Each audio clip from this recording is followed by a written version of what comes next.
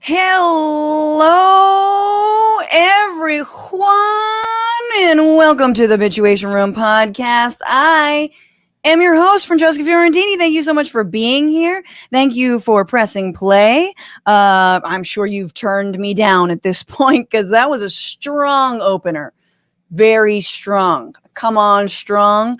I'm wearing orange eyeshadow. It kind of looks like I used to put it on when I was in 6th grade, and we're going with it, people. It is Sunday once again, or Friday if you're listening in the future.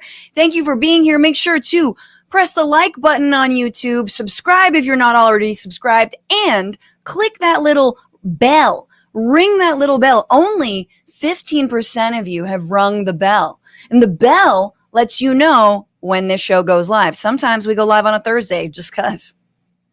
Sometimes we go live on a Tuesday, because why not? In fact, we are going live on a Tuesday next, the first week of August, because next week we will not have a show on Sunday, August the 1st. I'm going to do some family things. But we will have a show on Tuesday, August 3rd. So set your calendars. I'm going to be interviewing a wonderful author named Ian Grillo, who is the author of a number of books on the drug war and like gang violence in Central America, Mexico, and the Caribbean specifically. And I really wanted to pick his brain about what's going on in Haiti right now, among other things. So he's the author of El Narco, Gangster Warlords, and other, very savory topics that, just good beach reading. So definitely that'll be at 11 a.m. on 2 p.m. Eastern on August 3rd. That's a Tuesday. So yeah, ring that little bell. And if you're in the future, you don't got no bells to ring, but you've got stars to give, people. Give the podcast 5 stars. Helps people discover us. Helps people, who are like falling down the red pill rabbit hole to just, it reels them up out of that. Just, and we're like a little puppy out of a well. So yeah, give us 5 stars on iTunes, and thank you so much for doing so. We're gonna get into some things today. We have 2 great guests. Brianna Westbrook, who works with the Arizona Democratic Party and leading a lot of the charge for progressive change in that state, is with us, as well as Josh Gondelman, such a funny guy, such a brilliant writer. He joins us too for the hour. We're going to talk about Tucker Carlson getting accosted at a fishing shop. And we're going to talk about Bumble doing the CIA's work. We're going to talk about Arizona politics and, how best to oust Kyrsten Sinema from her job. We're also going to do another edition of Sext, Elect, Overthrow, this time with the Billionaire boys. Space boys, got a Sext one. So stay tuned for that. And let's see, just before we get into what we're bitching about, this podcast is sponsored by you and you alone. That's right. You with your super chats, you out there with your Patreon money. That's right. Patreon.com/bitchuationroom is where you can go to support this podcast. I don't have any other donors. I don't have dark money to reject. Would I if I was offered it? Maybe. I'd like to think so. It depends. Probably. You are my dark money, people. funnel that shit over to me and over to this podcast and all the people that work on it. Patreon.com/bitchuationroom. Or you can tip the show, TBR-live on Venmo, TBR Live on Cash App.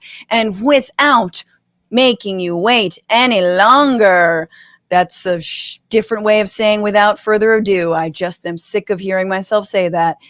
This is the fart song. Great. Awesome. Wonderful. Everyone loves this.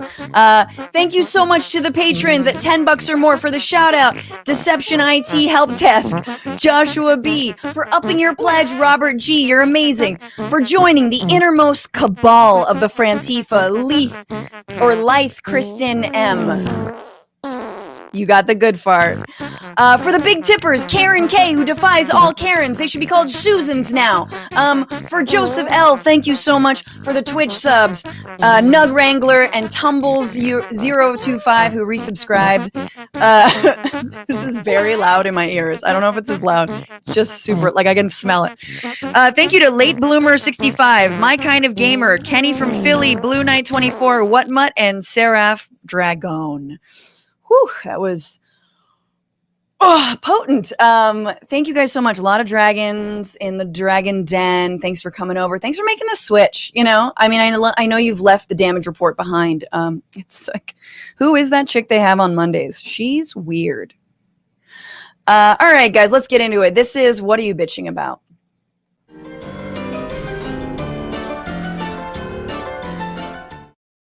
So, I am bitching about all of the backlash toward the ice cream company, Ben & Jerry's, for deciding to not sell its products in the occupied territories in Israel, Palestine. And they're doing so as part of the boycott, divestment, sanctions movement, BDS, which once again is a nonviolent call to action from Palestinian civil society, asking the world to try and bring pressure on the Israeli government to stop encroaching on Palestinian land and, yes, to end the occupation of the territories that it seized after the 1967 war. What are those territories, right? West Bank, East Jerusalem, the Gaza Strip, and the Golan Heights. Probably never going to happen, but you never know. These, by the way, are territories of the United Nations, you know, that sort of left-wing Antifa bastion of anti-Semites, has also deemed illegal. These are illegal settlements. In fact, the entire world has condemned the occupation except for United States and Israel. So, of course, there's been a total, complete, ridiculous backlash. And I know it seems weird, right? It seems like, man, what else are they doing? Like, what's actually in fish food, you know, for them to be so upset about this? And I think it truly is because Israel sees the writing on the wall when it comes to their crimes, when it comes to their illegal occupation, and when it comes to more and more them showing their hand as to they have no interest in a peace process. They have no interest in stopping settlements that continue to encroach on Palestinian land. They have no interest in taking anything that the international community says seriously, or let alone bodies like Amnesty International, Human Rights Watch, and the like. And they know that. And so, yes, Chunky Monkey is triggering them. And the backlash has been so breathless, really. So Naftali Bennett, the new prime minister, is swearing there'll be big consequences. And like, I'm super psyched for Mossad's next op to be like scrambling the recipe to, you know, Cherry Garcia or whatever. Like, no, you took the worst one. We don't need Cherry Garcia. It's kind of gross. Let's be real. But like, what are the consequences going to be? I'm very curious.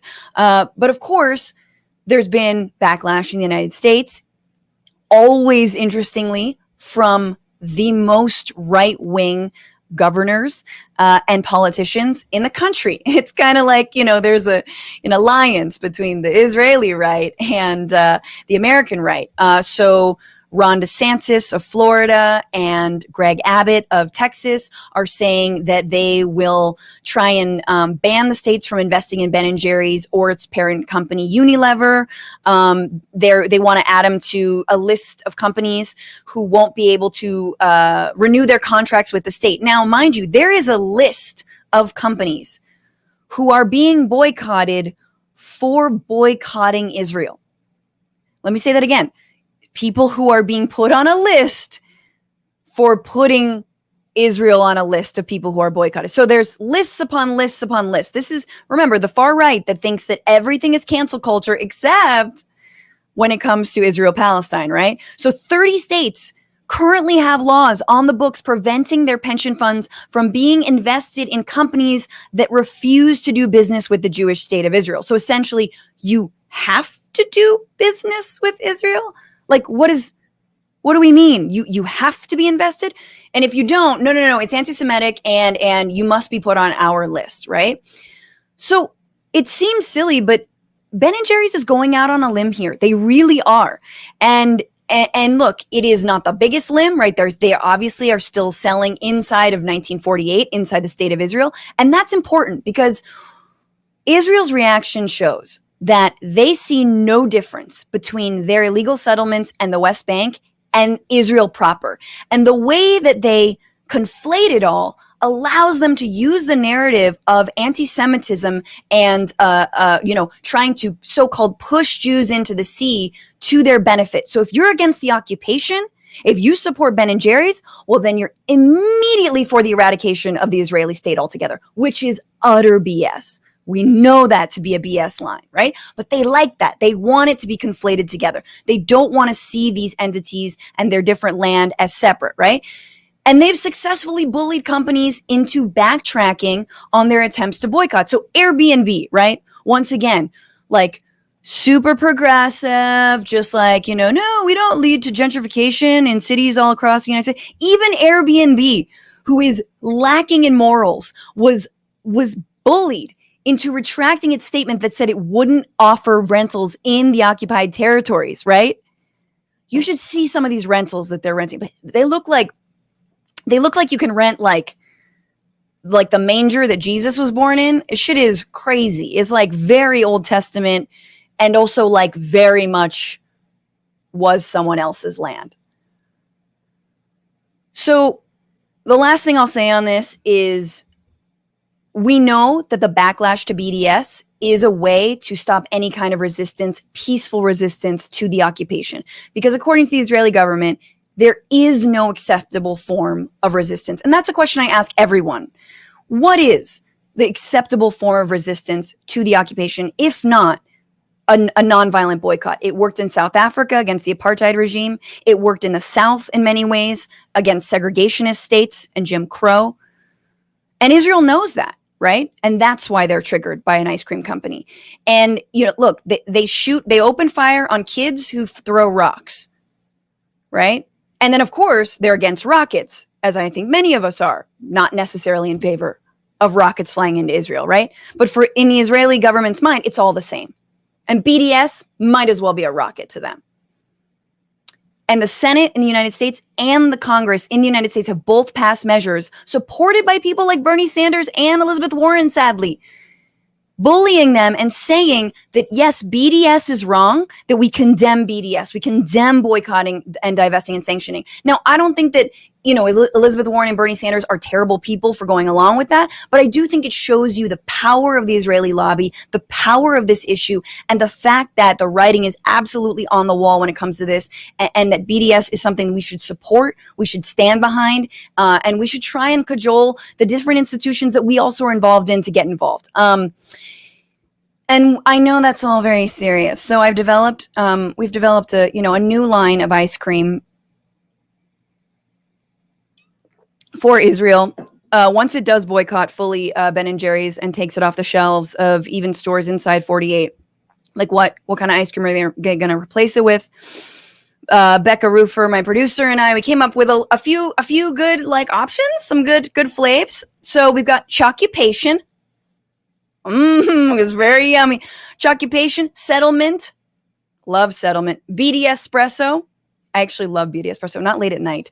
Appley-partide. That works-ish. And here's my last one. This is the nerdiest one. The Osdo Accord. It's pretty good, though. Actually, it's terrible. In fact, you'll never eat ice cream again. It's pretty much the end of all ice creams. I added crunch at the end. Maybe, does that sound better? Osdo Accord Crunch. We're working with something there. But yeah, guys, hey, remember, it's the long game. Keep your eye on the prize and don't get distracted by some of this crap. And good for Ben & Jerry's. They might get hammered for it.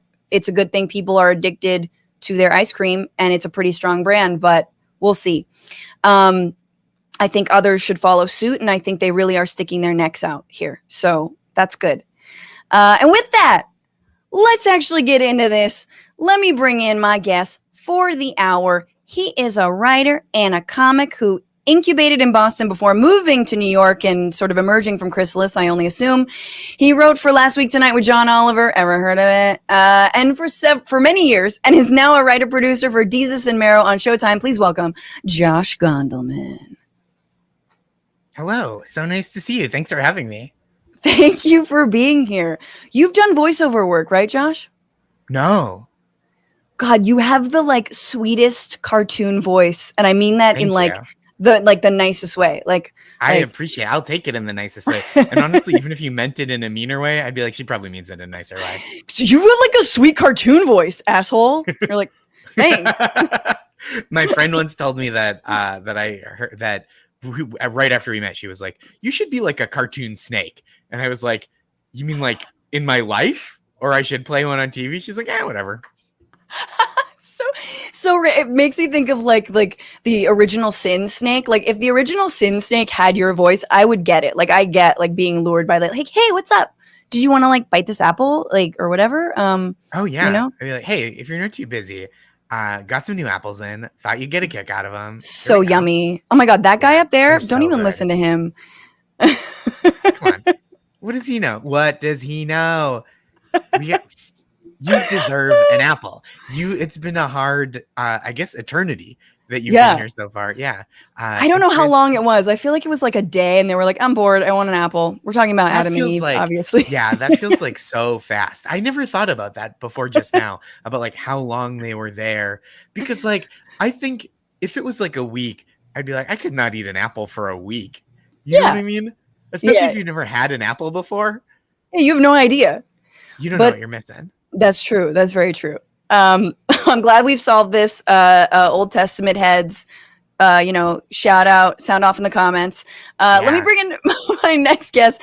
She's a former National Bernie Sanders surrogate and vice chair of the Arizona Democratic Party. She's co-founder of the Housing Initiative Project, a 501c4 dedicated to protecting Arizonans' right to housing through direct action and advocacy. She currently serves as Southwest co-chair for the DSA in National Immigrant Rights Working Group and as an executive committee member for the Arizona Democratic Party. Please welcome Brianna Westbrook. Howdy, y'all. Woo! Hi. Excited Brianna, to be here. Thank you for being here. It's been a long time coming after just sort of lots of DMing and being like, hey, come on my show. What up? Hey, I'm like the snake. But okay, so let's continue what we're bitching about. We're very into negativity here on the pod. So you heard what I was bitching about. Josh, what are you bitching about this Sunday? This Sunday, I'm pretty cranky about people who are like, I can't go back to wearing masks again. It's not because I love wearing a mask everywhere. I don't like that. I don't dress up for Halloween. I don't wear jewelry other than my wedding ring. I prefer to be fairly unencumbered. I'm a t-shirt kind of guy, sure. But it's annoying. I grant you it's annoying. I fully give you the premise nobody likes it. Nobody's like, you know what? The best part of my day is kind of breathing through a cloth condom over my face. But I think the people that are like, we can't go back, we've passed that part, are fully ignoring that things change. And that's an important fact about things, is that they don't stay the same forever, right? So like, I get that if you were like, if someone was like, oh yeah, hey, coronavirus eradicating the planet, air quality terrific, allergies eliminated, surveillance state negated. It's like, sure, I get why under all those conditions you'd be like, yeah, I'll never wear a mask again unless I'm going to some kind of eyes wide shut orgy or other less opulent masked orgy. You know, that's kind of a 1% orgy. But I think like to now be like, well, we're done with masks. We can't go back to wearing masks. That's like being like, well, I'm not going to take a shit today. I took a shit yesterday. And it's like, well, you're not going to stop the bad thing from happening. You're just going to shit your pants. No, and it's like, that's what's happening. Totally. It's very much like you just went to the dentist and they were like, you know, you really should floss more. And then you flossed for like a week and then you're like, no, I'm done. Or it's like you went to the dentist, they filled your cavities, and then you're like, great, I don't have to brush my teeth anymore because there's no more danger to my teeth. Like, I took care of it by addressing it briefly.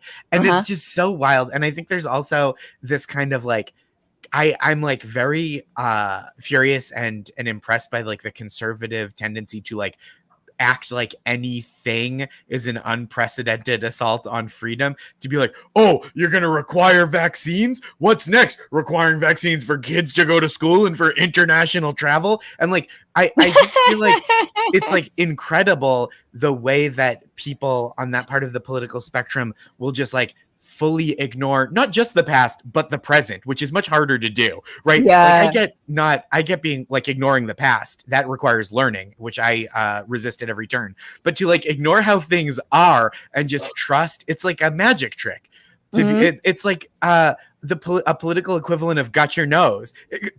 Except for half the country is like, you did get our nose and we love it. And so like just the idea, I feel like it's just like, I'm so frustrated by this idea that doing anything for the good of someone else is an assault on your freedom, and that like even as like there are variants and mutations that we can't try to like act for the common good. I'm like, that's my complaint this weekend. It's a good, I mean, this whole pandemic has been a real test of ye old social fabric, and our social fabric is like, it's like a couch in a frat house that's been just utterly rubbed down to a Our social fabric is macrame. It is so porous. And it's a top at Coachella, just like very see-through. Yes, that's exactly what it is. Puked on. 100%. That is a good thing to bitch on. Brianna, what are you bitching about? Well, I think every day is a good day to bitch about capitalism.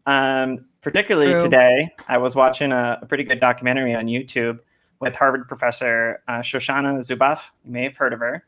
She's a wonderful author, but she's really passionate about surveillance capitalism.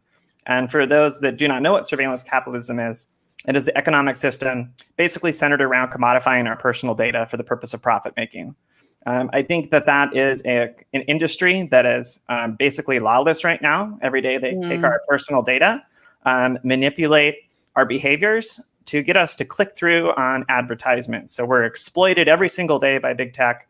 Our data is repackaged and sold by big tech companies to third parties. And when you start manipulating behaviors and changing the results of elections by doing targeted ads like they did in 2018, that is something that definitely is under my skin. And I think about it often. When scrolling through social media, I'm contributing to a part of it too, because it's so big. Yo, I was just thinking this because I started using, thanks to one of the listeners and viewers of the show, I started using a sleep app that is like wonderful. It's like Sleep Sounds or something. Relax Melodies. Okay, I was close. Relax Melodies. And I was like, this is great. What could go wrong? And then I realized that I believe this app is absolutely tracking every time I like stop and start it or wake up and turn it off, or like how long I have it on, how loud, and it like knows exactly how long I've slept, whether I like, like all the clicks and ticks and swipes, like these apps know. And yeah, I don't no me gusta. It's bad. It's bad. And for sure, 2016, after 2016 and Cambridge Analytica, that's when I bounced off of Facebook because I was like, nope, no, Orwellian, too Orwellian. Everything else is okay, but that became just like, oh, fuck. The benefits of Facebook to me at this point are so low compared to how much you give away, right? Where like with Instagram, like I really do like looking at pictures of dogs and cakes and babies. But with Facebook, the trade-off feels like I'm allowing myself to be commodified, and all I get is like an invitation to like the band fan page of like my college friend's high school boyfriend that I met once. And I'm just like, there's just I'm getting so little out of this good money for that ad. It's the easiest one to to cut loose on. And like somehow will reelect Duterte if you click on that. You're like, I don't what? You're like, how does this possible? But yeah, Bolsonaro will be reelected if you like your boyfriend's band. That's somehow. Well, actually, she used to date Jair Bolsonaro in high school. So yeah, he was no, I'm just kidding. I was like, what? Oh yeah. I like Jair. Oh my God. The best news. Okay, I don't have to talk about it, but we know Bolsonaro had like 5 pounds of shit removed from his nose. Yeah. Removed from his intestine through his nose. Had no idea. Yeah, he was hospitalized with the hiccups, and he had like some gastrointestinal thing, and he had like a certain amount of pounds of shit removed through his nostrils. And I feel like it's not justice, but it's very close. Like that's more than like Jeffrey Epstein got. You know what I'm saying? Like that. Okay. I do think if you are a person who seems to believe their shit doesn't stink, an appropriate punishment is having your shit removed through your nose and being like, well, let's put that to a literal test. Yes. If you think you can do no wrong. Totally. All right. Well, let's get into the week.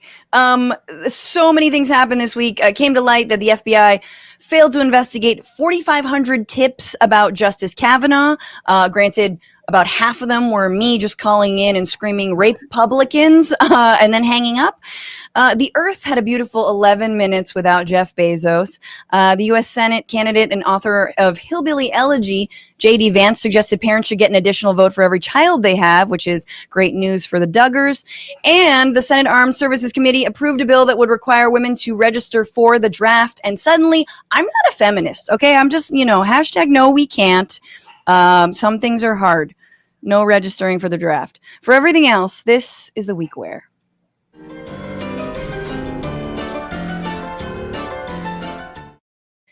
This was the week where a Montana man and local hero confronted a transplant named Tucker Carlson, who's been summering in Montana and streaming from his blue-collar home studio set, TM.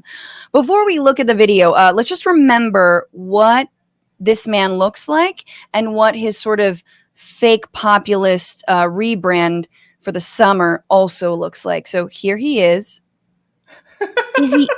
Is he on the phone or is he just, I think he's just thinking. I think this photographer thought it was a good idea to put, I don't know what this is. We've got chandeliers made of elk horn.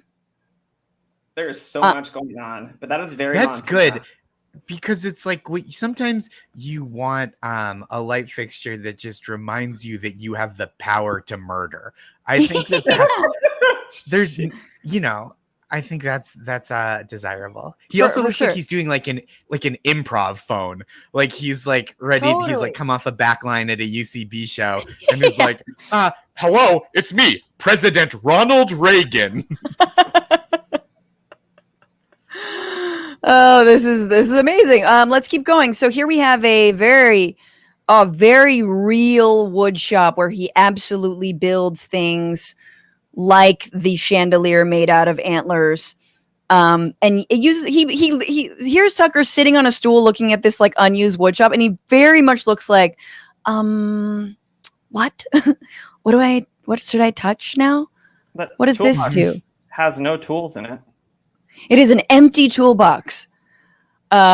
He's just like, I can see one I don't tool know. in that picture. That's not even his house, probably. Oh, there is, in fact, only one tool in that picture. Okay, so this is his newfound. He's here for the summer. Somehow, this is what he's doing for Fox News. It's great. He can only wear plaid. I don't know, with the bow tie and the plaid.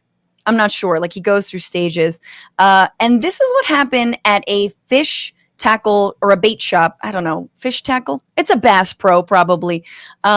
Recently, he was confronted by a gentleman, and here is what happened. What? I don't care, man. Okay, just dude, you are the worst human being known to mankind. I want you to know that what you have done to this state, to the United States, to everything else in this world. I don't care that your daughter's here. What you've done to people's families, what you have done to everybody else in this society. Son, don't call me son. One. Call me son again. I'm sorry. I'm a big Hamilton fan. That is a good part of that. But so what happened here, Skis, is this is a gentleman named Dan Bailey who posted this video to his Instagram, and he confronts Tucker Carlson, and he basically says, I want you to know you're the worst human being. You're the worst human being known to mankind. What you've done to this state, what you've done to this country. And Tucker Carlson says, I appreciate that, but my daughter's here. And he says, I don't care that your daughter is here. And then he says, okay, son. And then he says, son? Mind you, this dude is actually fairly tall, pretty big guy. And you wonder how Tucker would have responded if he wasn't that tall. But what were your guys' initial reactions to this sort of glorious moment? Well, he calls him a detestable human being, right? And Tucker goes, I'm not going to debate you on the merits there. So I think that stands out. He's not going to debate a horrible human being. Like, he's just trying to yes and as per his other, like, you know, improv roots that we just saw. He's just like, yeah, yeah, I won't debate you. Phone calls and just taking it. I really like this, not just from, I mean, I hate conflict. But I like this. So it creates like a real divide within me. But I do think like, I think so often, like I sometimes have to go by the building where Fox News is in New York City. And I often steel myself as I go through, if I see one of the hosts that I recognize, to just go, hey man, you fucking suck. Because I think it's important that like, that the people here, that these people who have such influence and such power and wealth and have been such a pernicious force in American society and global society, hear that they suck to their face. Yeah. And it's like, I think that's important because they do, and someone should tell them. It's only fair. I think this should happen everywhere. I think that the public should go up to public officials, particularly Kyrsten Sinema, which maybe we'll talk about her in a little bit. But I think that we should go up to people like this in random places when they're enjoying time with their family and say, hey, you're a terrible human being, or you're not doing the things that we asked you to do. And I'll say this. I don't think I would bother people. Like if I saw my favorite musician or actor, actress in a coffee shop, I would like to think I'm the kind of person who would like to go like, oh, they're with family. I don't want to take time away from their precious relaxation. They deserve this, as everyone deserves like leisure time with loved ones and friends. Sure. But I do like to think that if I saw Tucker Carlson eating with his family, I would just, not obtrusively, because I don't want to ruin his child's day. I don't want to ruin a child's day, but just pass him a note, that walk by, just put a note in front of them that just says, hey man, you fucking suck. And I thought you should know. I just don't know if anyone told you that today, that you're just like a vile piece of trash. I just want you to know. I just want you to know. I love the idea of whispering, you fucking suck. I just wanted you to know that. Hey, really loud. Hey, this is my ASMR. I would listen to ASMR of something like, Tucker Carlson, I wouldn't piss on you if you were on fire. I'd be like, this is helping me relax. Totally. No, but this is, of course, you remember DHS Secretary Kyrsten Nielsen. Remember that horrible wench? I'm sorry. But she was heckled at a Mexican restaurant by a group of activists. And she, suddenly it was all about canceling people, and Sarah Huckabee Sanders, same thing. Oh my God, why are you? I can't even go out and enjoy.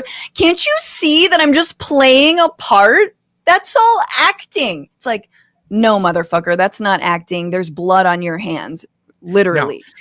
Acting like a detestable person is what Ben Affleck is great at in Gone Girl. I think we can all agree. Incredible performance. Acting as the press secretary for the president or secretary of Homeland Security. That is not like, this isn't theater. You know what I mean? And even Tucker Carlson, who like in a court of law has argued like, look, what I do, it's just kind of a put on. Like Alex Jones has done the same thing. And it's like, well, tell the people who are like leaving their families to get sick and die because you tell them not to get vaccinated. Yeah. Okay, so here's my only critique of Dan here. Dan Bailey, love you, bud. You're awesome. Obviously, you're not just Montana man. You're much more than that to me. But I feel like he should have gone up to him and pretended to be a fan and been like, "Oh my God, Tucker, you're amazing. Can I get a selfie?" And then as he's leaning in to get a selfie, being like, "Oh, wait a minute. This is cool, right? You're vaccinated, right?" And Tucker would have said, "Oh yeah, totally. No worries. Selfie. Bye." Because this bitch will not admit that he is 150% vaccinated, but leads his viewers to think otherwise and sows incredible amounts of distrust in the vaccine. But of course, he's definitely gotten it. Still, A+, buddy. Love it. All right, let's move on. This was the week where we realized that if being trash were an Olympic sport, the Olympic Committee would ironically get at least bronze, with obviously Bill Cosby getting the silver, and then like the Great Pacific Garbage Patch obviously taking the gold. So after denying the runner and gold medalist favorite, Sha'Carri Richardson, the chance to compete in the Olympics because she had cannabis in her system, which she said was due to the fact that her biological mother had died and she was taking the stress off, the Olympic Committee then went on, as we know, to ban swim caps that most black swimmers use. And then this week we found out prevented a nursing swimmer from bringing her 1-year-old child to Tokyo with her, supposedly for COVID restrictions, et cetera, et cetera, et cetera. But now there's another issue, which is that an American fencer named Alan Hadzik has been allowed to compete despite multiple allegations of sexual misconduct. The guy is already in Tokyo right now. So 6 women fencers, including 2 Olympic athletes, wrote to the Olympic Committee that Hadzik should not be allowed to represent the United States because he was under an investigation for at least 3 accusations of sexual misconduct reported to the U.S. Center for Safe Sport, the nonprofit agency responsible for protecting athletes from abuse. His presence at the games they said was a, quote, direct affront to fellow athletes and put them at risk. Of course, the U.S. Center for Safe Sport said it was okay. I don't know who the fuck these people are, but apparently they've gone to great lengths to make sure that everyone is safe. So what they did was acknowledging the so this is actually the U.S. fencing team acknowledging the severity of the allegations facing Hadzik. The USA Fencing, the athletic federation in charge of selecting the country's Olympic competitors, created a, quote, safety plan to keep him away from women and out of the Olympic Village. He flew on a separate plane from his teammates, is staying at a hotel 30 minutes away from the other athletes, and won't be allowed to practice alongside women teammates. Oh, cool. That's amazing. Like, you just have a rape allegation and you get like a private jet? That's amazing. That's like failing up. There should be, in fact, an entirely separate Olympics for predators, right? We could have like lawsuit hurdles, the slow apology race, archery, but they're the target. You know, I feel like we're creating a new Olympics here. And I don't know. It's pretty incredible. What did you guys think of this? Just the unfolding of this very, very obvious train wreck of a games this year. Josh, what are your Oh, Brianna, my bad. No, it's okay. I think that, it's early off. It's early still, and it's one thing after another so far with the Olympics, with the uniforms and stuff for the volleyball team, and they couldn't wear shorts. Like, that's absurd. And the bikini bottoms that they make women wear in those events are basically just thongs. and it's just shows that patriarchy is also in control of the Olympics. That's what I take from it. Yes, 100%. And then I mean, there's the there's on top of that, there's like kind of the added like structural problems, right? That just hosting the Olympics poses, and the kind of displacement that happens of where people live. And it just feels like no offense to any individual involved, but like, who the fuck are you, the Olympics? Like we all agreed as the world that just the Olympics gets to make whatever rules they want for everywhere. Does that make sense? Like, it just feels so strange to me that it's like, oh, this is international waters. We just have to, or it's the opposite of that. It's Right. like, we just have to obey these like very specific rules set by this organization, and all they offer is the Olympics. It feels like I have so much respect for Olympic athletes who are not accused of numerous sexual assaults, but I will say that, like, how did a body that's like, if like, hey, we need to decide who swims the fastest, like, how are they dictating how governments behave? Yeah, no, exactly. And I mean, right, in terms of the ways that they can put the different bars and different like hurdles up for governments to abide by, you know, whether it's in Japan or, you know, London or the United States or whatever. We know Brazil, like the ways that sort of like the destruction in the path of all these games and things like the World Cup, you know, that's clear. And number one is their bottom line and like the money that they're going to make. But it's so, if every single story this year weren't like, oh, another Black woman is being prevented from, you know, competing, or a woman can't breastfeed her child, Norwegian athletes have to wear thong, like this, the whole thing compounded. You're just like, I think we need a little rules update, buddy. Right. We need to change. Yeah. And also like, the whole thing feels to me like if the Scripps National Spelling Bee would be like, at the beginning, we set every child on fire, and if you want to participate, these are the rules. And everyone was just like, yeah, that's pretty cool. We'll abide by that. Totally. And like also just the idea that this, I mean, and there's different bodies here, right? So the, you know, whatever, the American safe sport body, which is literally tasked with saying whether or not a player is a danger to other people. It's like HR for Olympic sports in the United States. And they said that it was okay for this rapist or alleged rapist to go to the Olympic Games. Like, my God. Like, and then, you know, the Olympic Games are like, well, we've got these cardboard boxes as beds. You can't assault anyone here. Like, come on. It's just, it's so obvious and egregious. And I don't want to belabor it too much, but I do think it's important to celebrate the kind of excellence that someone like Sha'Carri Richardson, 21 years old, was bringing to these games. And sadly, that was cut short this year.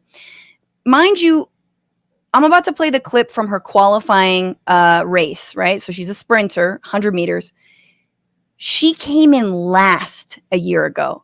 And I gotta say, like, running is one, like, I love gymnastics, but I love running mostly because of their physiques are just insane. And I say that in a zero creepy way, just to like, damn, #goals, like, you know, and like she came in last in 2019. 2020, came in last in 2020. And this was her this year, a few weeks before they found cannabis in her system.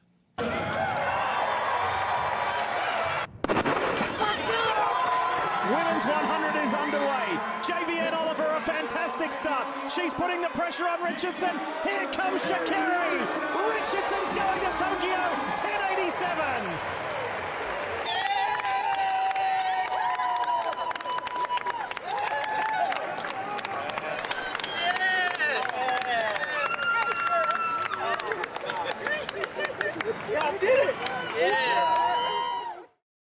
So that's her hugging her grandmother, who apparently is the woman who did raise her.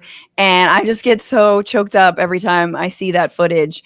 But this is an amazing athlete, and she's got a big future ahead of her. And I hope that they change their policies around cannabis. Like, Some THC, a little bit of THC. How about however much you want? This is like, this is truly like, I understand that rules are in place for reasons at times, but I think this is kind of a moment where like we've come up against like a case of like, oh, maybe we can reevaluate this unjust rule rather than using it to steamroll a person who is, deserving of being celebrated and deserving of this opportunity, right? And because I think like there are people like, well, a rule's a rule, and it's like, it's not a law of science. It's not like Newton's first law of motion is if you have a trace amount of THC in your system, you can't participate in the Olympic Games. Like rules can be changed. And this is like it's not even a rule that requires like an exception. It's a rule that like you could abolish with no ill effects, right? Like, I think this point has been it made so much that it is like, it's not novel of me to say, but like THC is not a performance enhancing drug for runners. And so like, what is the problem other than like wanting to be able to people do with their bodies? Yeah.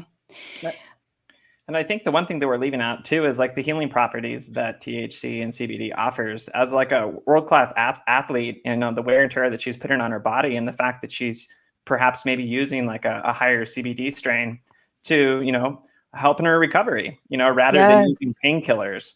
So it absolutely should be reevaluated. Yes. And I just want to mention that it gets like a lot darker and more effed up, especially when it comes to policing gender. I just want to say that's a story for another time. But the Olympic Committee is also very strict about certain things like hormones, testosterone, estrogen.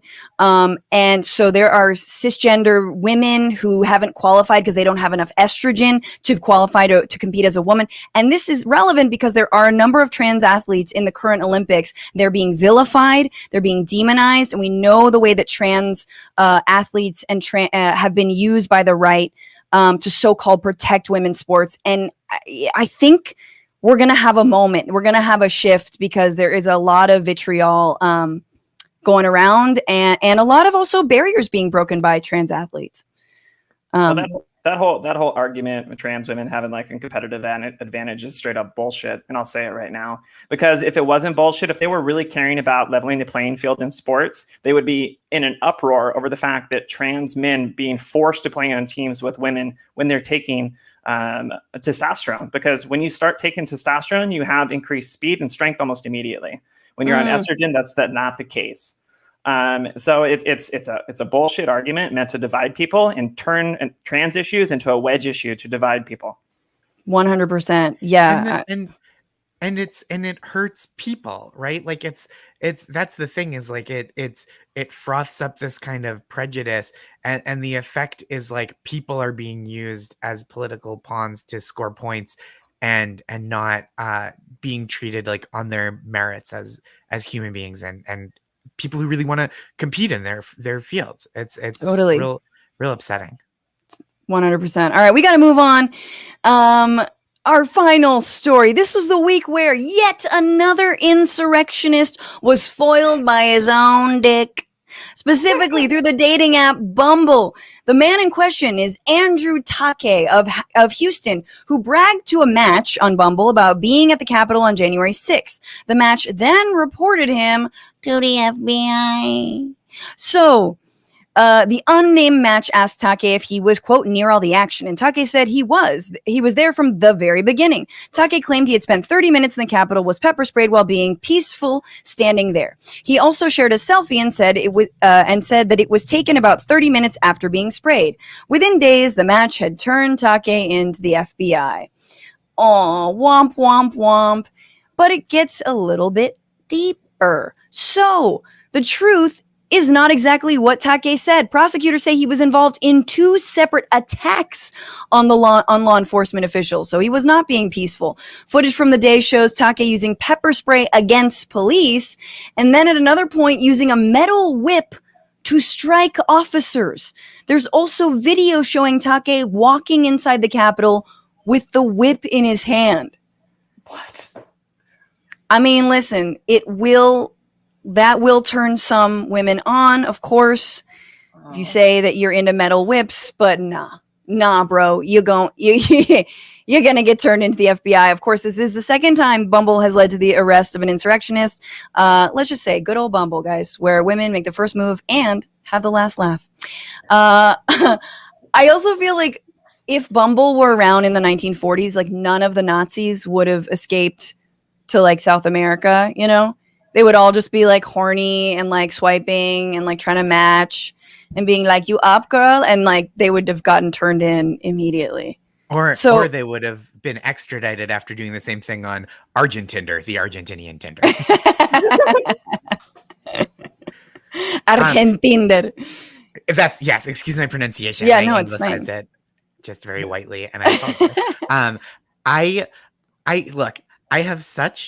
I sometimes feel such tenderness for when a man is just clearly like socially maladapted and will say something like corny or trite, not offensive or gross, but just like when a guy is like, hey, I caught a bunch of fish, do you want to go on a date? And someone will post his and be like, look at this loser. But I do feel like if you're like, yeah, I was there at the Capitol, I was just posted up chilling, it's like, I think that I would read they should bring back like Tumblr should get repopularized just for women coup fishing is what I would call it. Yes, I love it. Coup fishing.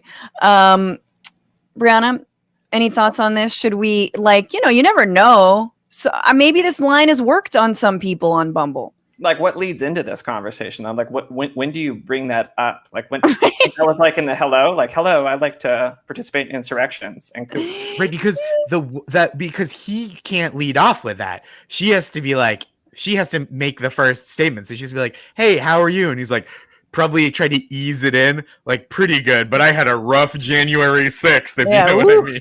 Right? My eyes are burning from all that pepper spray and your beautiful photo. Anyway, I just think it's funny that he tried to he tried to kind of like downplay how violent he was because he could tell a little bit, like what the vibe was. Like he was like, whatever, I was like really peaceful. I wasn't like using pepper spray on police and I didn't have a metal whip. Yeah, I was like, because you'd think like if it was peaceful, it was a peaceful whip. You'd think like he knows that what he was doing was messed up because like if he didn't know that he had the potential to get in trouble, he would have bragged about it so hard. Like if he thought she was into it, if he thought she thought that was like cool that he was there, he would have been like, yeah, I had this metal whip. I was like Indiana Jones meets the friggin' Terminator, and like really would have played it up. 100%. Amazing. I love this. Keep on going, Bumble people. All right, well, let's go to a few comments and then we're going to move on. Andrew Martin on YouTube. I'm bitching about the billionaires returning from space. Likewise. On Ben and Jerry's, Jojo says, ACAB, solidarity to mi gente, but especially to my Palestinian peoples. Thank you so much, Jojo, on Twitch. Greed Owens, new ice cream flavor, s'more justice. I like that. S'more. Would you like some more justice? S'more Also, justice. Similarly, no justice, no Reese's Pieces. S'more, yeah. No justice, no Reese's Pieces is amazing. Not to ignite the PCs versus pieces candy debate. It's Reese's Pieces are so good. They are. Reese's Pieces, there was a new way they were hawking it. They put it like on a bar or something, and I had it, and I was like, oh, I came. Like, that was it. I was just like, oh. Mm-hmm. They put it in Reese's peanut butter cups, and that's delicious, too. Yeah, or it was like I don't even know. I date someone who's allergic to peanuts, so every day I wonder, should I kill him with them so I can enjoy them and be free of this? No. All right, Tucker Carlson, Nat A on YouTube. He looks like a guy from Brawny's Paper Towels. Yes, that's exactly right. I'm that always was their like vision. That was the mood board. Sorry. I'm always leery of like valorizing someone for doing what, because I'm like, so the milkshake duck, to use the parlance of our times, has come for too many people. But I will say, I like that he did that. I think we can all agree that was cool. I'm just worried, 2 weeks from now we find out like, Oh, he just like eats live mice. That's The Brawny's guy, like the Brawny's got a few rape allegations or something. Like, yeah, you know what I mean? I don't know. He might be a wonderful man, but all I know is he did this one great thing that lightened my heart a little bit. Angry Panda on YouTube, empty toolbox, much like Carlson, 100%. On the Olympics, Melanie Dennis, the Olympics spreads nationalism, economic despair, displaces thousands and people who don't get compensated, and it's quite frankly a waste of money. Yeah, it's time for a rethink. On this Olympic player, because he won't be able to encounter women in another country who aren't athletes. Yeah, exactly. What about like some concern for the people who are not athletes in that country? Who this Many dude? of the people of Japan, famously, are women. Oh God, I've heard that too. Crazy. Mm-hmm. It's like they're everywhere. On Bumble, Dan Ralph, whips and chains excite me, but not in this case. Yeah. Good, Dan. I see you. Patreon.com/Bitchuation Room, everybody. There is merch coming. I love y'all, and it supports this show. But let us get into the Sitch for the week. We're talking about whether or not this crazy Claire's accessory midlife crisis of a senator, Kyrsten Sinema of Arizona, can ever be changed. This is the Sitch.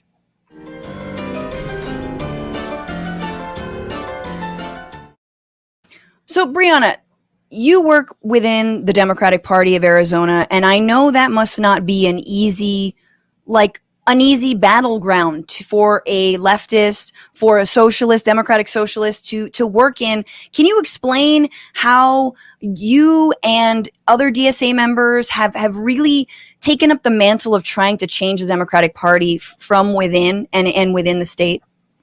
Well, it's taken a long time, and it's basically just organizing on the inside and outside. We have an organization called the Progressive Democrats of America that has been organizing in the Arizona Democratic Party for some time. I actually, gained interest of becoming a leader in the Arizona Democratic Party after understanding the fact that in some of these executive board meetings, $1 million budgets are approved, get out the vote strategies are approved, and all of these other important conversations that happen in those spaces in the Democratic Party. And it's important for leftists to have a voice in that room, not only to speak truth to power, but hold folks accountable and ask the tough questions. And I've been organizing, bringing people in, registering people to be PCs, which is the lowest level of the Arizona Democratic Party structure.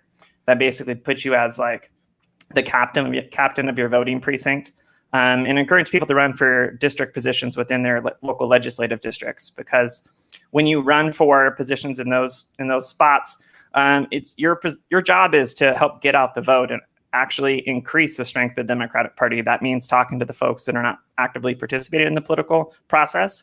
And when you're in that position, you have access to Van and the tools necessary to have those conversations, so you can start talking about the important progressive issues that we need on a local level, the people that are maybe not participating in the election system or the political process. For sure. And how is your role and other DSA members' role been received by sort of the run-of-the-mill kind of status quo Dems, who are probably very content with their sort of stodgy structure that they had going for a while without these young upstarts? Well, in 2018, it was pretty tough. There was only me and a couple comrades on the executive board.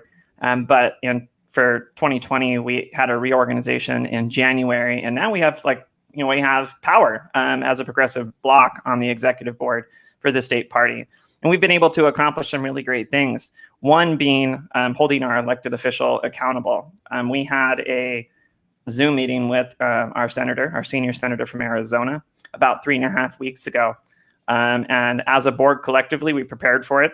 We knew kind of how that she was going to act in this meeting. So we had our questions strategically lined out and flat out asked her. My question was, I want you to hold a town hall in northern, central, and southern Arizona to help talk to voters about why you're not supporting the agenda that this state went for the first time in over 2 decades. As you can tell, I'm pretty fired up about this because it pisses me the fuck off, because she shows exactly what's wrong with the political system as a whole. She basically just used a bunch of people to get into office, then screw everybody else. I don't give a shit about anybody else. I just care about me because I got mine. And that's what she's done.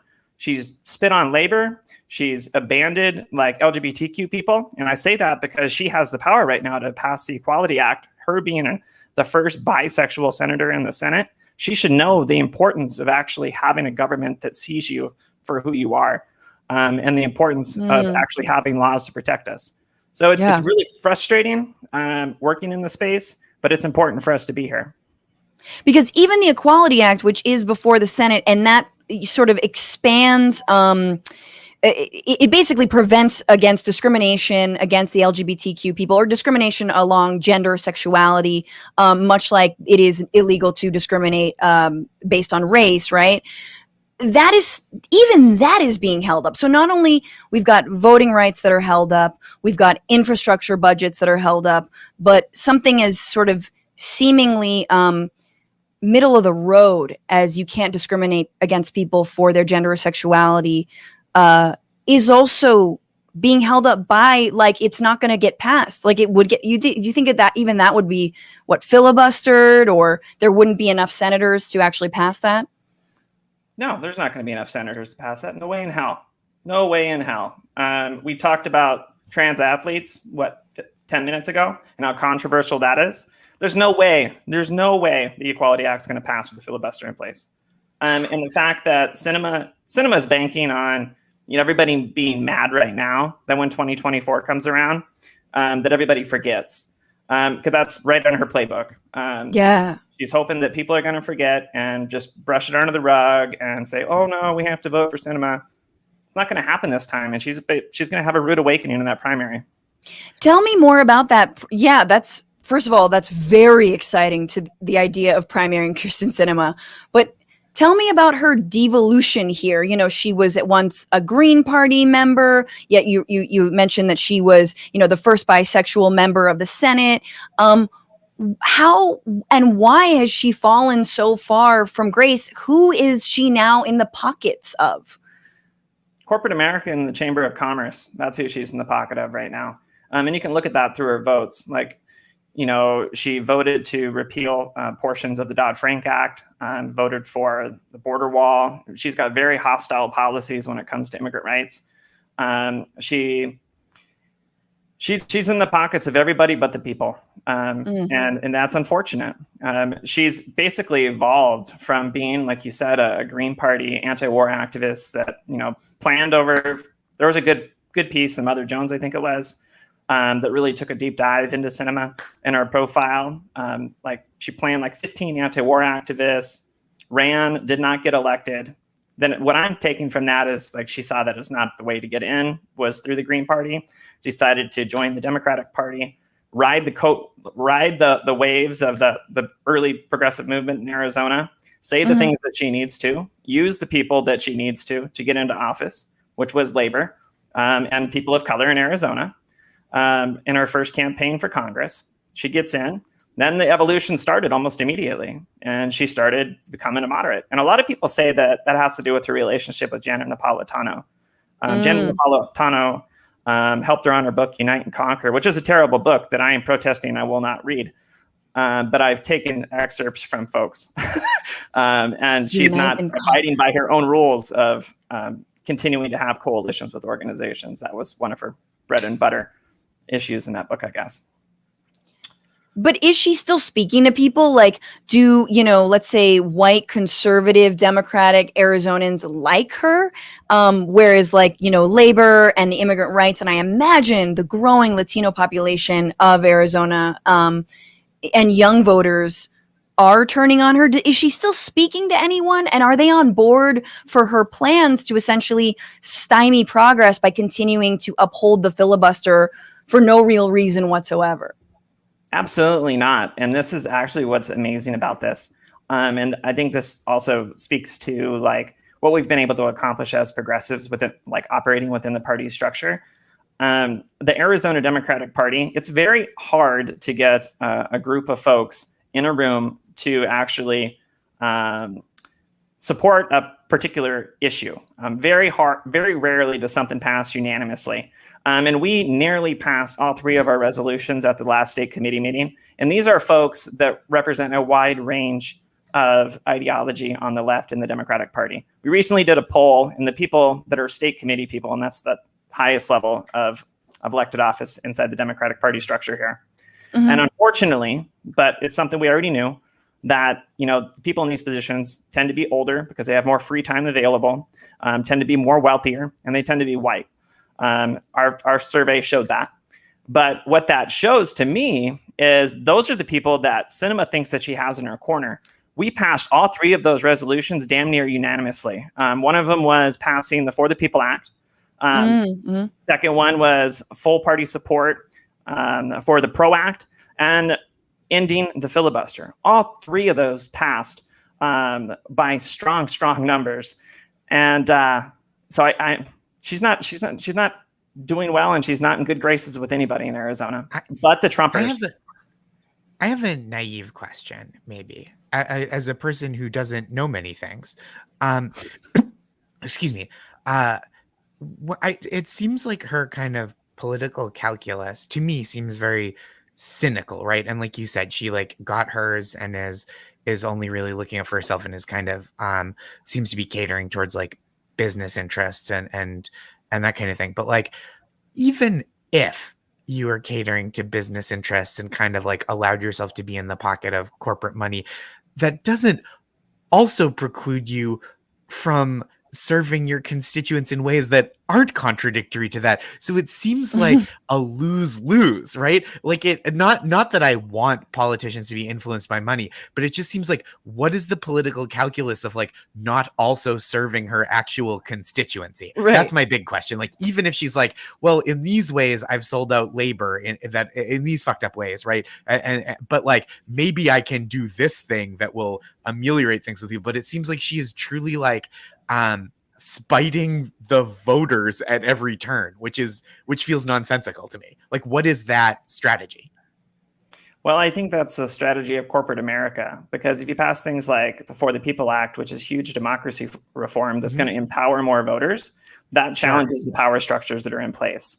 And I think that by her doing nothing is pandering to them, and I think it's what they want. They don't want her to pass any sort of legislation. Corporate America does not want the PRO Act passed. What is the statistics of unions and the private sector? I think it's like less than 6%. That's a threat. That's a threat to their money, and that's a threat to the people in power, and they don't want that.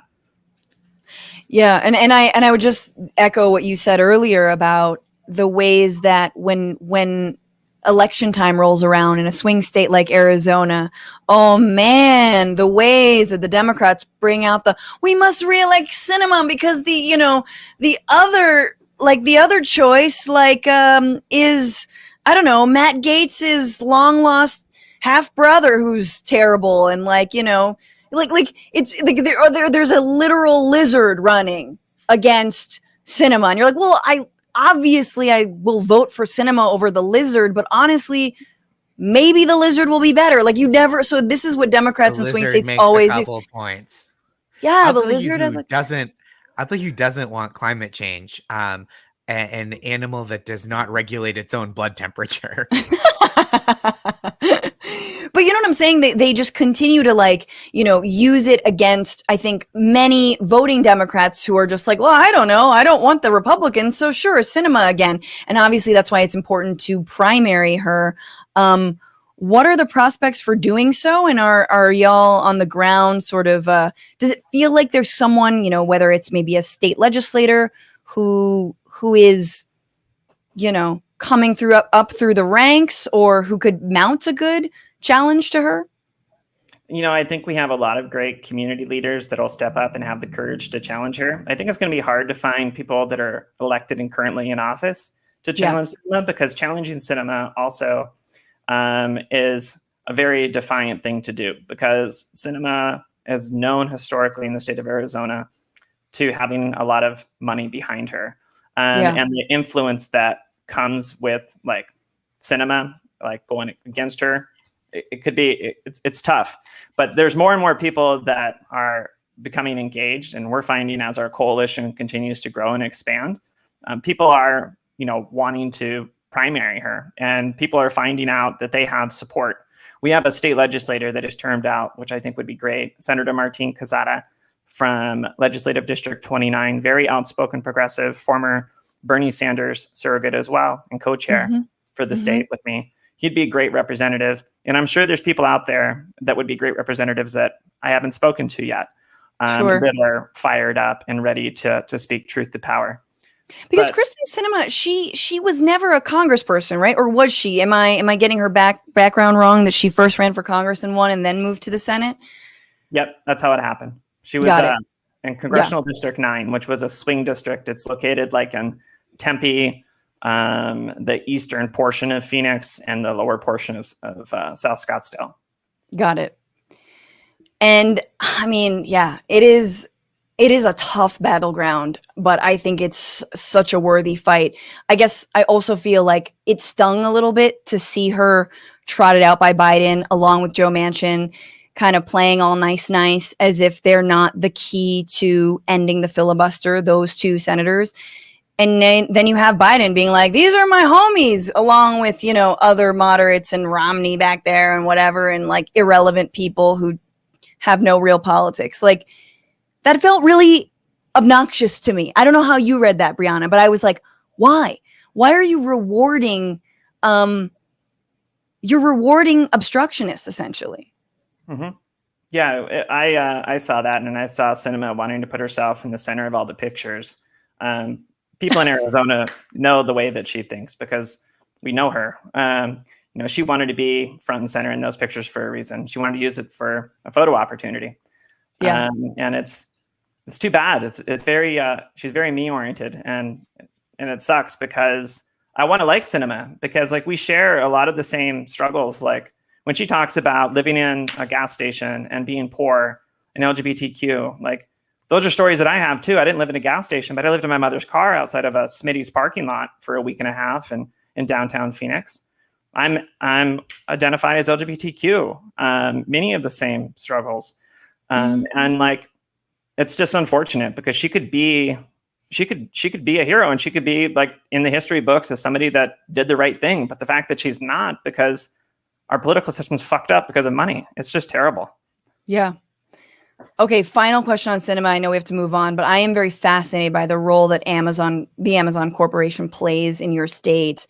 Does that factor into organizing, to union rights, to labor organizing, that, and how strong Amazon is in Arizona, and using it kind of as one of its many tax havens? Amazon really isn't giving us any kind of pressure. They're not really any kind of force in this. The biggest things is like the Arizona Chamber of Commerce, the Realtors Association, organizations like that. They're the ones like pulling the strings, in my opinion. When I look at like campaign finance reports and some of these big businesses like Uber, she's had max donations from the CEO and president of Uber. No correlation there to voting no or not being supportive of the PRO Act. But those are the folks that I think have the money on the back end. Yeah.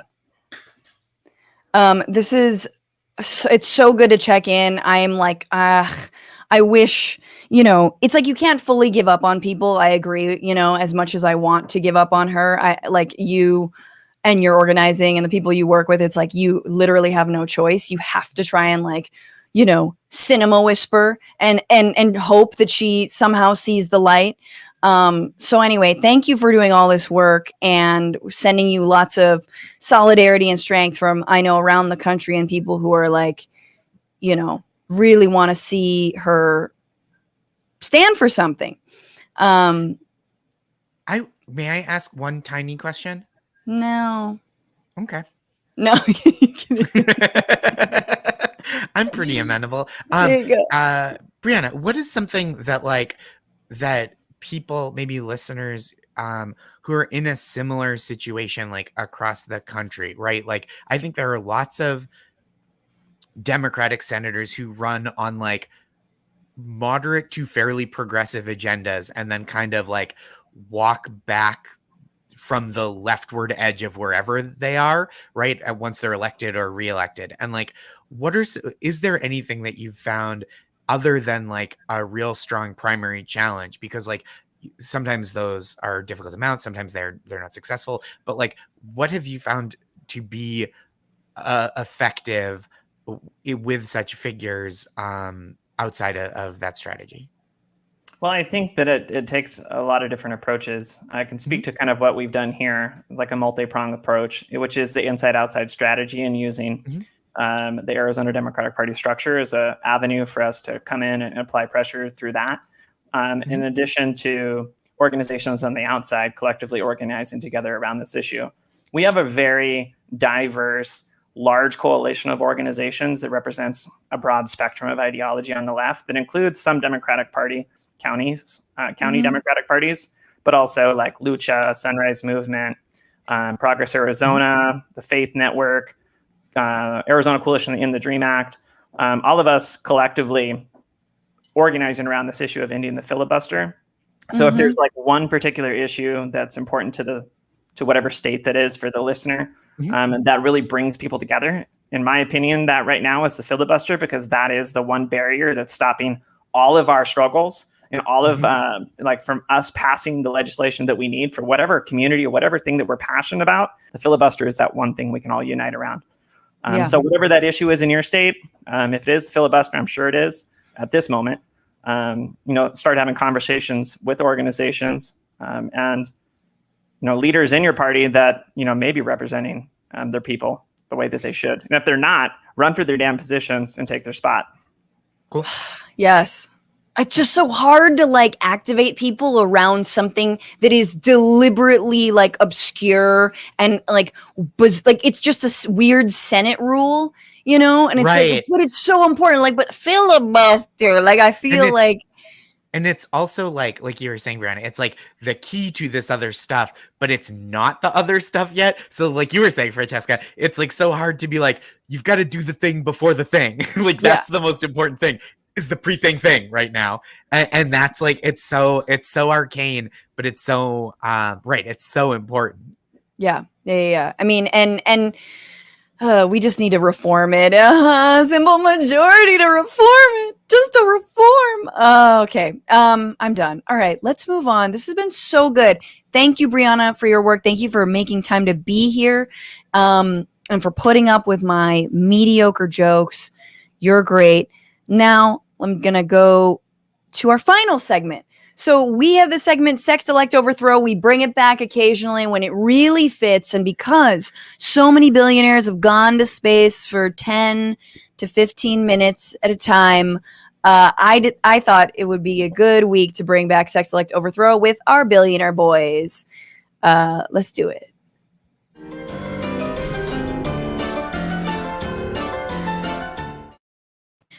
So who would you send a little eggplant emoji to? Who would you elect to office? And who would you just topple? Non-violently, violently. Richard Branson, of course, the CEO of Virgin something. I don't know what it is. Is it an airline? Is it a hotel? Is it his main? It's no longer a mega store. I know that. It's not right. You can't get CDs there.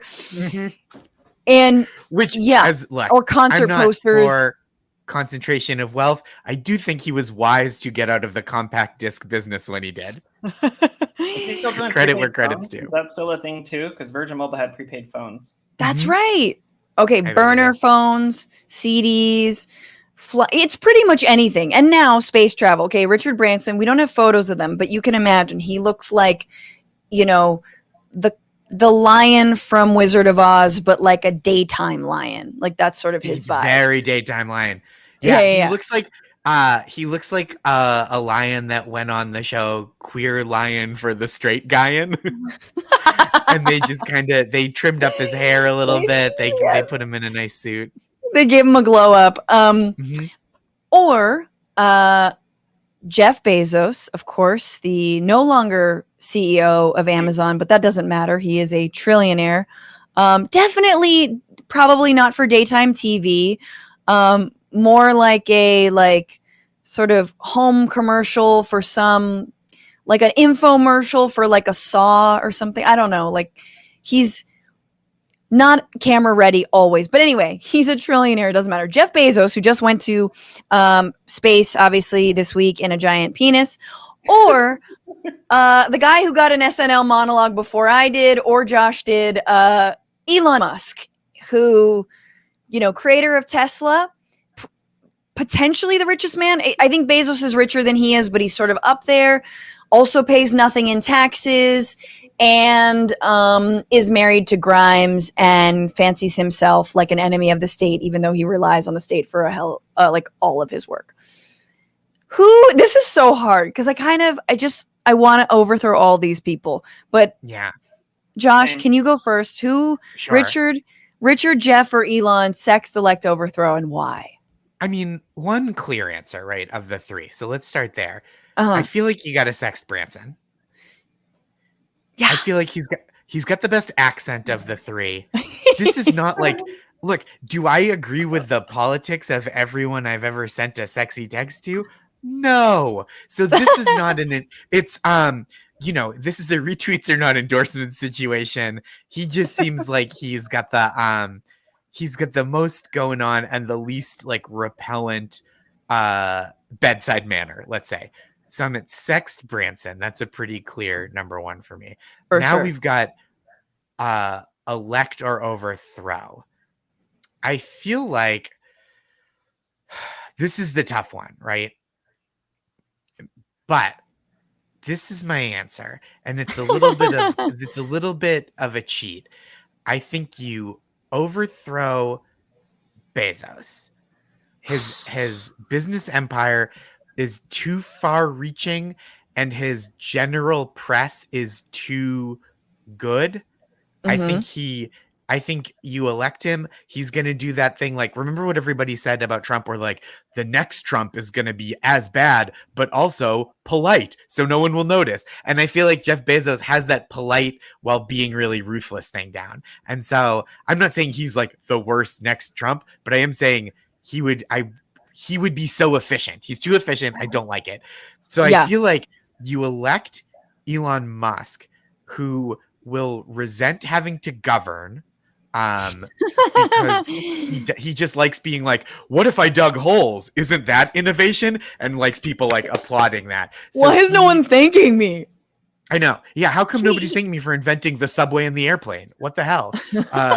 So I think he'll be bad at governing. He won't want to do it, and he will be unpopular. So he will kind of self overthrow in time. So I think that's it. I don't want any of them in positions of power or influence, but Elon Musk just seems more distractible and less efficient. Yeah. Just don't give him too many nuclear options. Of course, if we're imagining the highest. Right. What are we electing him to also? It's up to you, but I think you're right that if he could make of like Matt Gaetz and Elon Musk are literally interchangeable. I feel like that Matt Gaetz, the only place he could still like survive is politics. You realize there are like certain predators and awful people who like, unless they are elected democratically, they would be like in the dustbin of history. Politics and stand up. Exactly. Stand up the refuge for kill people who me can't work now, in actual Josh. Entertainment anymore. This is my life. Why? I know it. I'm not applauding it. Why? We need like an HR like the Olympics, like comedy working out swimmingly. Yeah, no pun intended. Comedy safe. Mm-hmm. Brianna, what do you think? Sext, elect, overthrow these three billionaires.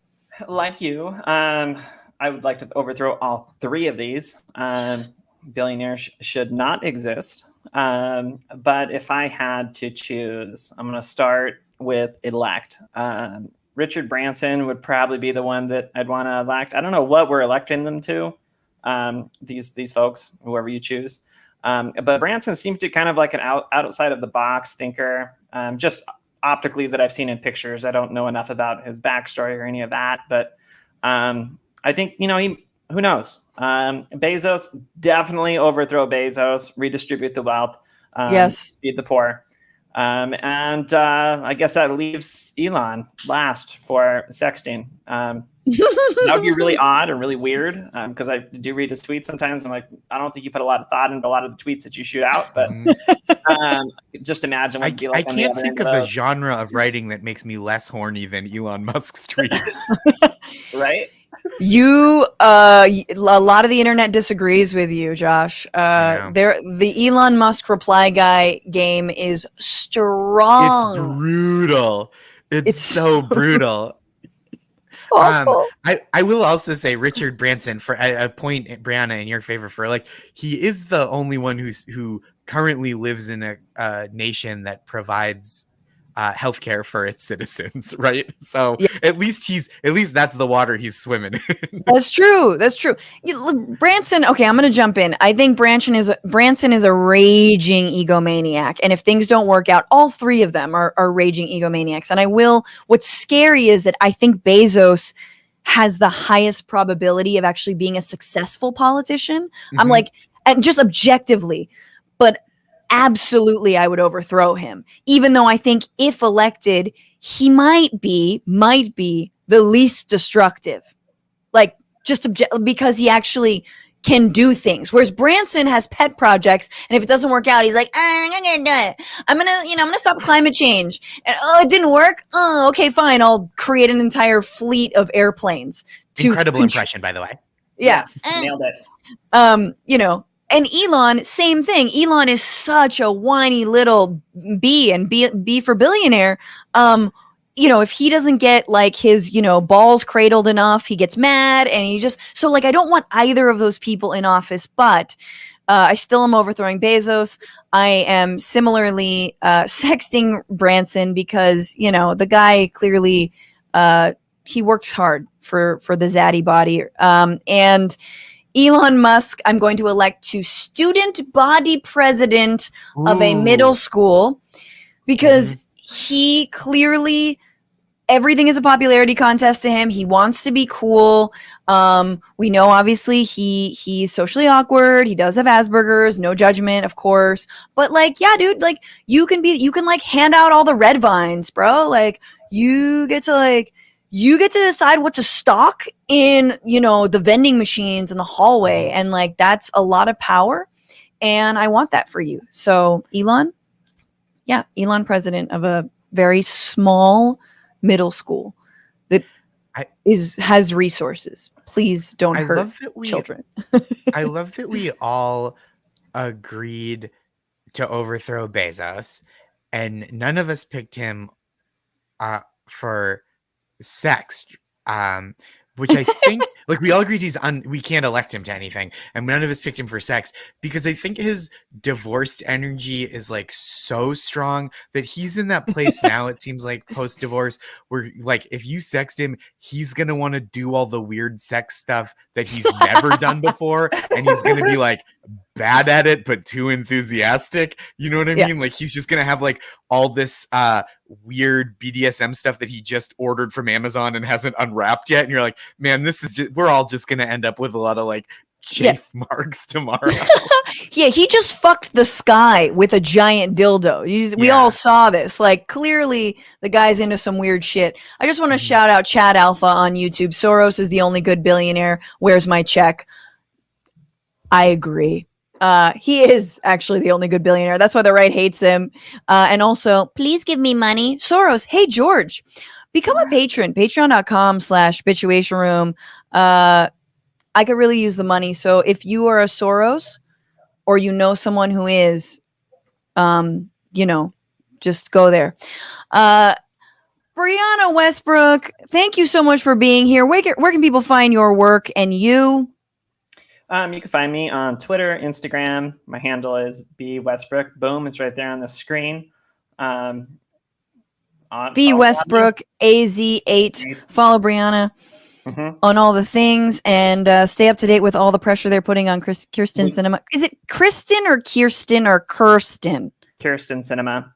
Kyrsten. And follow Progress Arizona, because if you're interested in following the things that are happening in Arizona around Senator Sinema and the work that our amazing coalition of organizations is doing collectively to pressure her. Follow Progress Arizona. We have a huge event coming up on Monday. Reverend Barber, Jesse Jackson, and Senator Martin Quezada are going to be marching to her office and doing a sit-in.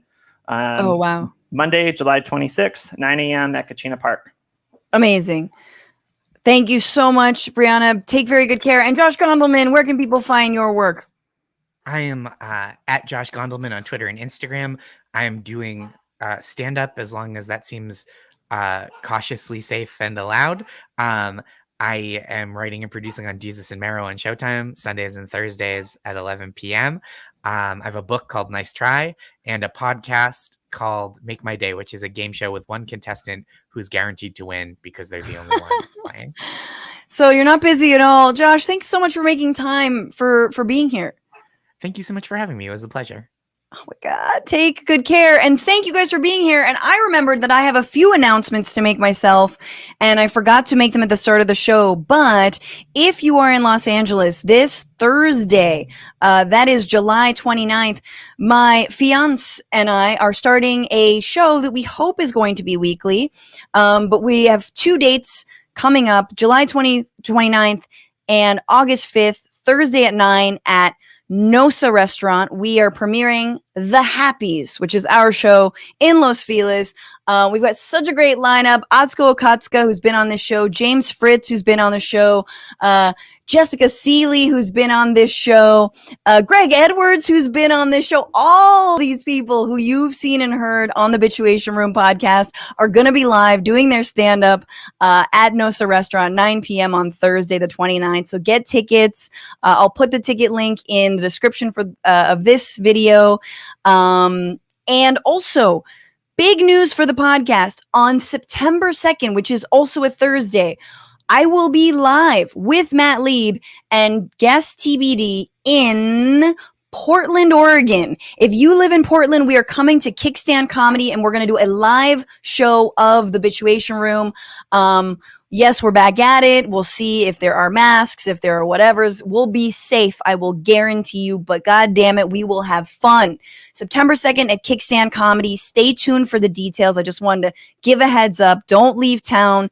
It's Labor Day weekend, so stick around because I got to put some butts in seats, baby. And thank you for everybody who is been here. Hang on, what am I looking here? Shoobadoop-doo. Let me just read a few comments and then we'll get the hell out of here. On Ruru22, I just wanted to add another 2, but it's not 2. Ruru2 on Twitch, on Cinema. She isn't up for re-election for another 3 years. How much will people remember will be the test. I think we will remember, but yeah. Ashes0610, she's a wolf in sheep's clothing. Yes. Electric Blue Omelet Dragon, thank you for the super chat. Thank you for your dark money. Yeah, this is how dark money works. Everybody see how this works? And thanks for the super chats, Kathy McIntyre, Stephen Turner, Ray Lee, Electric Blue Omelet Dragon, Kev Z247, Meow Nyan, Kimberly McNutt, J Emmanuel, Sext Zed, and to the new Twitch subscribers, Trill South, Che and PA, the amazing Andrew, Steve Klaus, Daisy Dragon, David Schmidt 311, Spide and Rules, Billy B76, Daniel McConkey, Antifa, Samalin the Kind Dragon. You guys, it means the world that you're redirecting your Bezos bucks or just paying out of your own pocket for this show. It super helps. And I believe you get content ad free. So that is a bonus. Also, TBR-Live on Venmo, TBR Live on Cash App. And thank you to Becca Roofer, to Maximilian Inhofe, to Ellie Hoffman, and to Alexandra Orness for all of their help. We stream every Sunday, 5/8 Eastern, except for next week. Remember, it's Tuesday, August 3rd. And you can listen as a podcast. You can watch if you're used to listening. And hey, fight the power. Fuck the patriarchy. And don't just bitch about it. Be about it. Bye-bye.